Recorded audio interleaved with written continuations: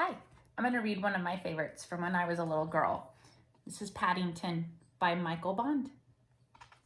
And it's illustrated by R.W. Alley. Mr. and Mrs. Brown met Paddington on a railway platform. In fact, that was how he came to have such an unusual name for a bear, because Paddington was the name of the station. The Browns were waiting to meet their daughter Judy when Mr. Brown noticed something small and furry near the left luggage office. "It looks like a bear," he said. "A bear?" repeated Mrs. Brown. "In Paddington's station?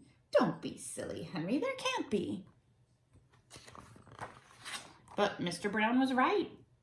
It was sitting on an old leather suitcase marked "Wanted on Voyage," and as they drew near, it stood up and politely raised its hat. "Good afternoon," it said. "May I help you?" "It's very kind of you," said Mr. Brown, "but as a matter of fact, we were wondering if we could help you." "You're a very small bear," said Mrs. Brown. "Where are you from?" The bear looked around carefully before replying. "Darkest Peru. I'm not really supposed to be here at all. I'm a stowaway." "You don't mean to say you've come all the way from South America on your own?" exclaimed Mrs. Brown. "Whatever did you do for food?" Unlocking the suitcase, the bear took out an almost empty glass jar. "I ate marmalade," it said. Bears like marmalade.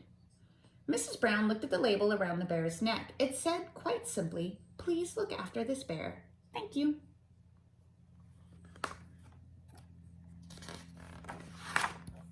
"Oh, Henry," she cried.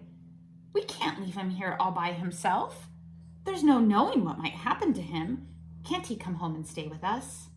"Stay with us?" repeated Mr. Brown nervously. He looked down at the bear. Would you like that?" he asked. "That is," he added hastily, "if you have nothing else planned."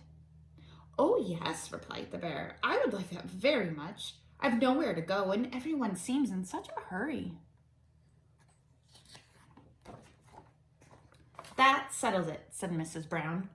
"Now you must be thirsty after your journey. Mr. Brown, can you get some tea while I go and meet our daughter Judy?"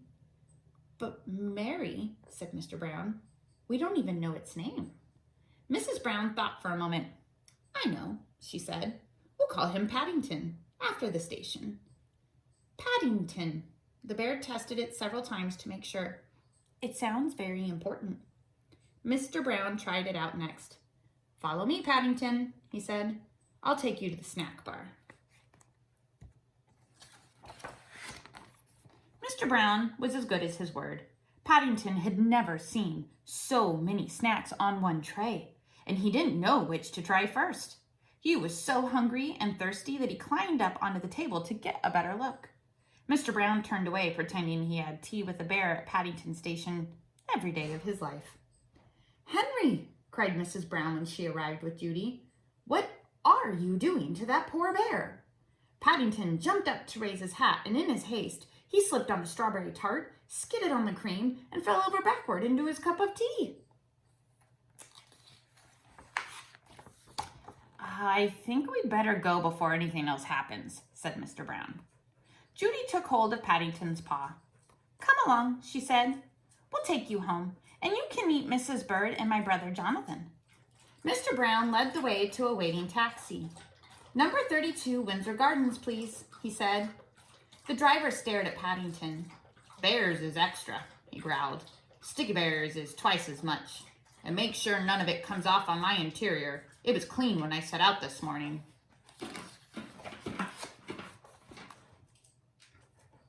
The sun was shining as they drove out of the station, and there were cars and big red buses everywhere.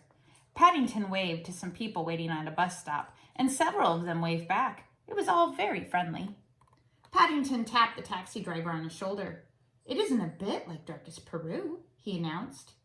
The man jumped at the sound of Paddington's voice. "Cream," he said bitterly. "Cream and jam all over my coat." He slid the little window behind him shut. "Oh dear, Henry," murmured Mrs. Brown. "I wonder if we're doing the right thing."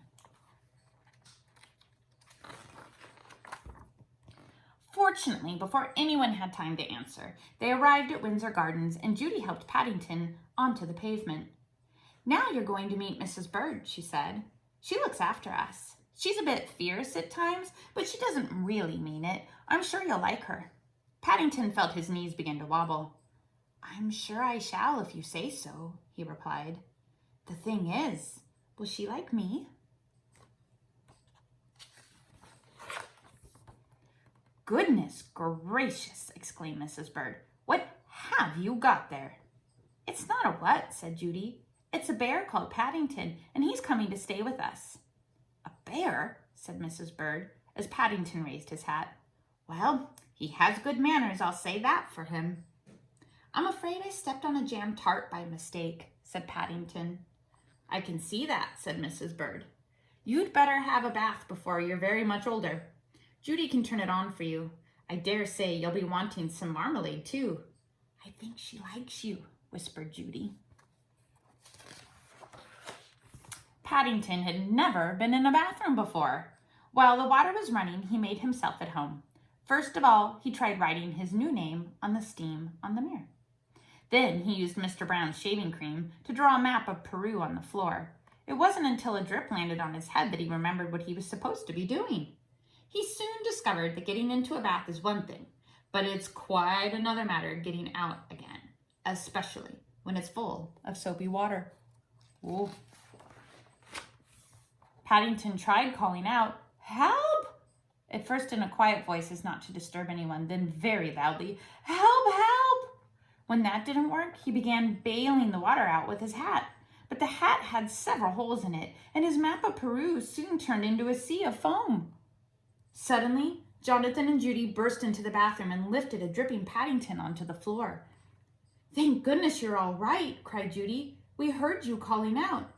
"Fancy making such a mess," said Jonathan admiringly. "You should have pulled the plug out." "Oh," said Paddington. "I never thought of that." When Paddington came downstairs, he looked so clean that no one could possibly be cross with him. His fur was all soft and silky, his nose gleamed, and his paws had lost all traces of the jam and cream.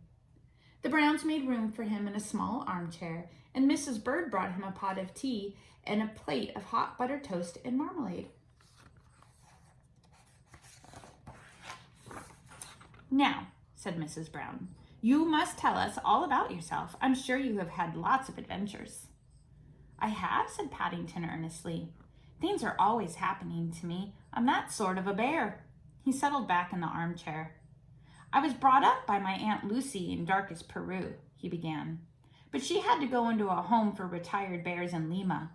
He closed his eyes thoughtfully and a hush fell over the room as everyone waited expectantly.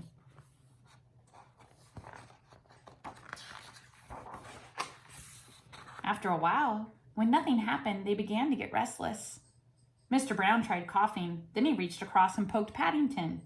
"Well, I never," he said. "I do believe he's fast asleep." "After all that's happened to him," said Mrs. Brown, "is it any wonder?" Thanks for listening. I hope you all have a great day.